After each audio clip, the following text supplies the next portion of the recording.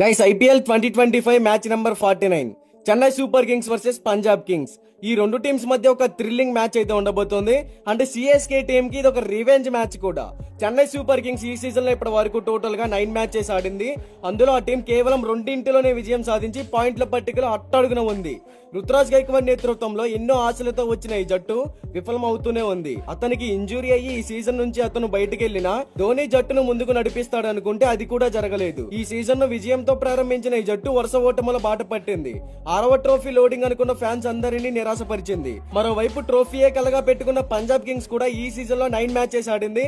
అందులో ఆ టీం 5 విజయం సాధించి పాయింట్ల పట్టికలో 5వ స్థానంలో ఉంది. Shreyas Iyer captaincy, batting and bowling లో స్ట్రాంగ్ గా ఉన్న ఈ జట్టు మంచి కంబ్యాక్ ఇవ్వాలని చూస్తోంది. అంటే ఈ మ్యాచ్ వాళ్ళకి చాలా అంటే చాలా ఇంపార్టెంట్ మ్యాచ్ ప్లే ఆఫ్స్ కి చేరాలంటే.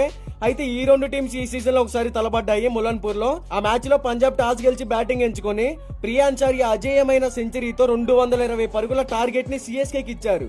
ఇక లక్ష్య చేతనలో తడబడిన చెన్నై సూపర్ కింగ్స్ 20 ఓవర్లలో 201 పరుగులకే పరిమితమైంది. దాని ద్వారా పంజాబ్ కింగ్స్ ఆ మ్యాచ్ లో 18 పరుగుల తేడాతో విజయం సాధించింది. అయితే ఈ మ్యాచ్ మనకి ఏప్రిల్ 30వ తారీఖు సాయంత్రం 7:30 ఎంఏ చిదంబరం స్టేడియం చెన్నైలో జరగబోతోంది.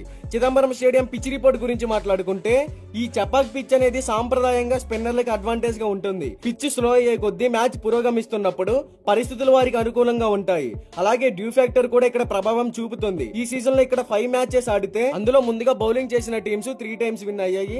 ఇక్కడ యావరేజ్ ఫస్ట్ బ్యాటింగ్ స్కోర్ వచ్చేసి 163 runs, average second batting score వచ్చేసి 150 రన్స్. అలాగే ఇక బోత్ టీమ్స్ కి సంబంధించిన హెడ్ టు హెడ్ గురించి మాట్లాడుకుంటే, ఇప్పటి వరకు ఈ రెండు టీమ్స్ మధ్య టోటల్ గా 32 మ్యాచెస్ జరిగాయి. అందులో Chennai super Kings 17 matches win అయ్యింది, పంజాబ్ కింగ్స్ 14 మ్యాచెస్ విన్ అయ్యింది.